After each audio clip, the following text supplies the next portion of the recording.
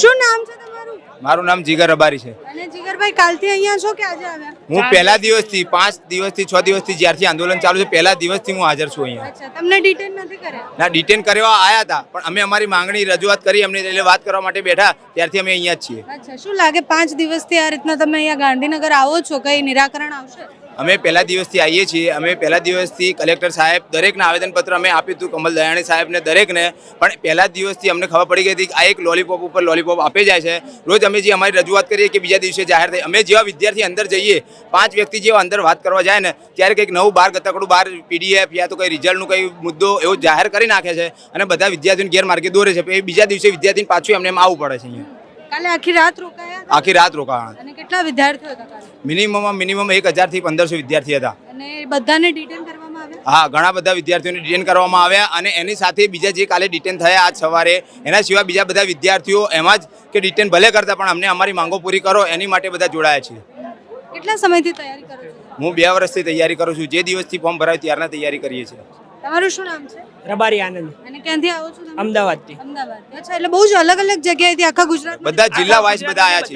All over Gujarat, Bhavnagar, Rajkot, Ahmedabad, Mehsana દરેક અલગ અલગ જિલ્લામાંથી આવેલા છે. બધા પોતાના ન્યાય માટે આવ્યા છે પણ સરકાર સાંભળતી નથી કોઈનું.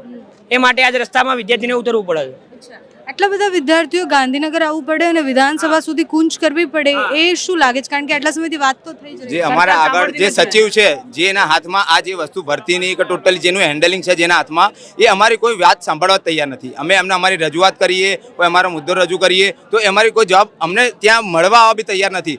સચિવ હોય એમની બી એક જવાબદારી છે કે જો વિદ્યાર્થીને અમને અમારી જોડે પરીક્ષા લીધી, ફોર્મ ભરાયા, અમે અમારો ટાઈમ ભર્યો. અમે બધાને પરીક્ષાનો જ્યારે નંબર આવ્યો અલગ અલગ જિલ્લામાં આવ્યો હતો. કોઈ ઘર આગળ કોઈનો નંબર નહોતો. બધા ભાડું ભરી ધક્કા ખાઈ ટાઈમ બગાડીને જ ગયા હતા. દરેકે પોતાનો ટાઈમ બગાડતો. એમને 5 મિનિટ આપવામાં શું વાંધો? એમને ખાલી 5 મિનિટ જવાબ આપવો તો અમને 5 મિનિટ વિદ્યાર્થી અંદર મળવા ગયા હતા. એમને જવાબ આપવામાં શું વાંધો હતો? એ જવાબ આપવા આવવા તૈયાર નથી. જી, કોણ બોલાવે? હા.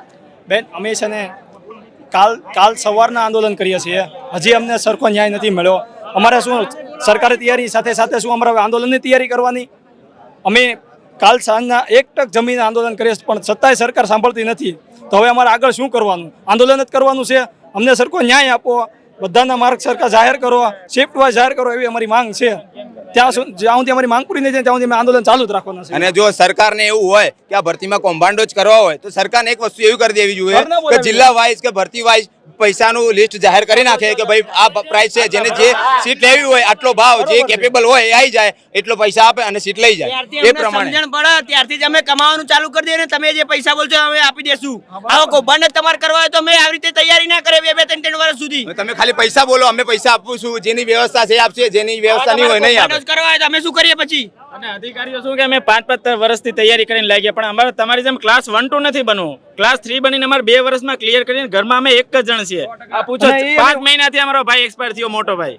હવે 2 ને ભત્રીજા છે, હું છું, મારા ભાઈ છે, મારા ભાભી છે, મારા મમ્મી પપ્પા. હવે શું કરવાનું? આ લોકોને જેમ 5 વર્ષ અમારે તૈયારી કરવાની. ક્લાસ 1-2 કરીને અમારે લાખ કે 2-1.5 લાખ અમારે પગાર નથી કાવી. ઘર ચાલે એના માટે અમે ક્લાસ 3 માં પડ્યા કે 1-2 વર્ષમાં ક્લિયર કરીને અમે નીકળી જઈએ. અને અમે વનરક્ષક બનવા માંગીએ છીએ. અમે એસી ચેમ્બરમાં બેઠો નથી માંગતા. મેમ્બર નથી મળે. પ્રકૃતિનું રક્ષણ કરવાનું છે અમારે, એનું ભક્ષણ નથી કરવાનું. આ લોકો અમારી સીટનું ભક્ષણ કરે છે.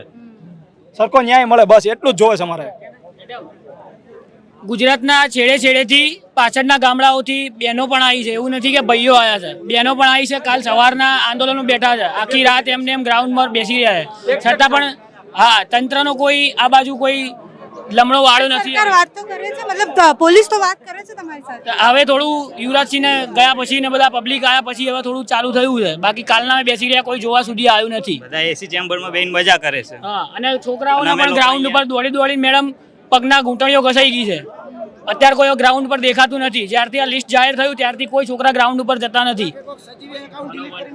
હા?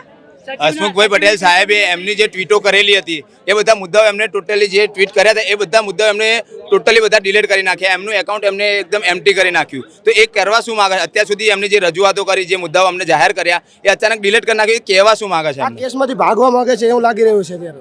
કાં તો અને બીજી વસ્તુ કે આમને જો આવો કૌભાંડ કરવો હોય બરોબર તો આ બહાર બીજી કંપની, પ્રાઇવેટ કંપનીને શું કરવા આપે છે? જો એમને કરવું જ હોય તો અંદર ગવર્મેન્ટ એમ્પ્લોયને જ આપો તો એમની રીતે જે કરવું એ કરી લે. આન્સર નથી મળતા. દીપક રાજાણીના ક્વેશ્ચનના આન્સર નથી મળતા.